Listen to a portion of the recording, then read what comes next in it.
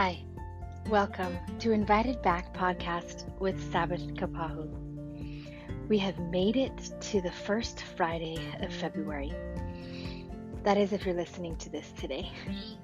But whatever day it is, I want to say congratulations because you made it. It's been one of those weeks where I've needed so much grace for each moment. And thankfully, early on this week, I was listening to Elizabeth Foss, one of my favorite authors. She started the Take Up and Read devotional series, and she was talking about how we endure through hard times. And she was saying that we endure by receiving grace for each moment, and that we can't spend today's grace on yesterday's worries, and we can't spend today's grace on tomorrow's concerns. We only have grace for the moment. And boy, I needed grace this week. Emotions were running high throughout everybody in my family. There was a few conversations that were really deep and intense and vulnerable, and it kind of took me a little while to process. And after I did that, I felt a huge shift in my mindset, in the way that I had thought that some projects were moving. It was a total pivot in a positive way that I'm so excited to walk towards and into, but a pivot nonetheless.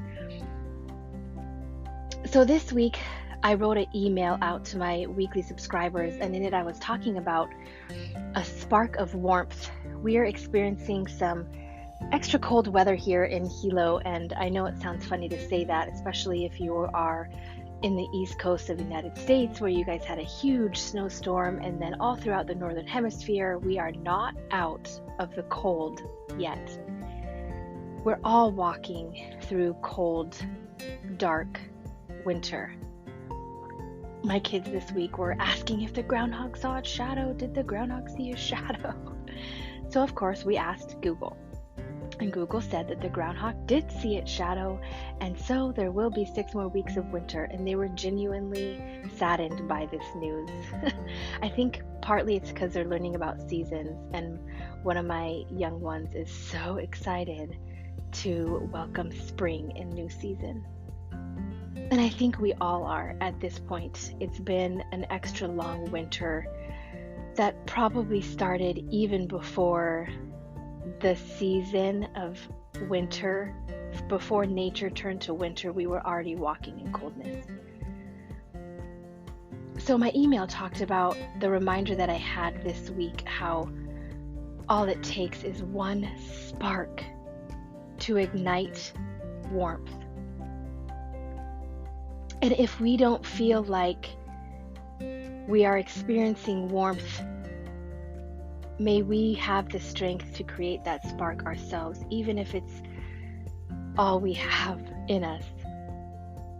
A certain glance across the room, an intentional text,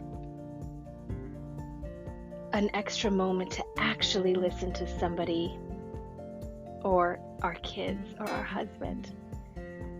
We'll never know how these intentional actions, these little things that cause a spark, will warm the heart and mind of somebody. We might never know how our actions affect somebody else, but they absolutely always do. So my words today in this podcast might just be for me, but I need the reminder to keep moving forward in the cold of winter, and to find little moments throughout the day, throughout the week, to light a spark of warmth. And if it just is for yourself, this week I had to light a candle in prayer for some really hard things that friends of mine are walking through. And the prayer candle reminds me, one, to pray for them in their specific situation. And it's also a statement to say, I'm lighting a candle in the darkness. I learned this from Sally Clarkson. She always carries a candle with her whenever she travels or wherever she goes. She brings a candle to remind her of beauty and also to say, I am bringing light into this space. And I just love that. So whenever friends and I are going through a hard time, we'll always say, I'm lighting a prayer candle for you. I'm lighting a candle for you. So even if you're the one that has to light that spark, friends, may we do whatever it takes to stay warm in the cold.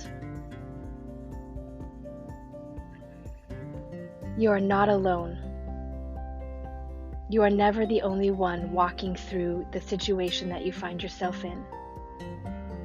Reach out to somebody who is a safe space to talk through what you're dealing with, the pivot that you've had to make, the decisions that you're facing, the heartache that you're experiencing. This is how we build community together. This is how we keep each other warm.